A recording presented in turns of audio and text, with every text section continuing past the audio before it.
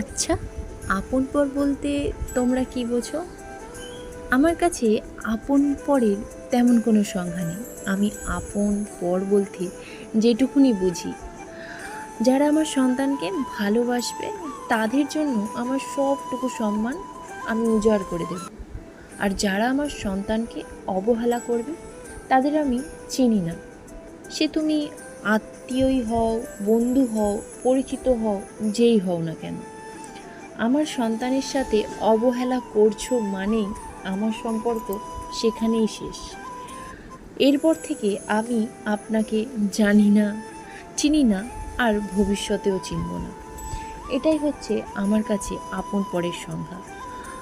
আপনের সাথে সম্পর্ক কতটা গভীর কিংবা অপরিচিত কারোর সাথে কতটা সম্পর্ক গভীর, এটা আমার কাছে একদমই ডিপেন্ড করে না। তুমি আমার সন্তানকে ভালোবাসছো মানেই তুমি আমার আপন, ঘনিষ্ঠ আর চিরপ্রিয় একটা মানুষ।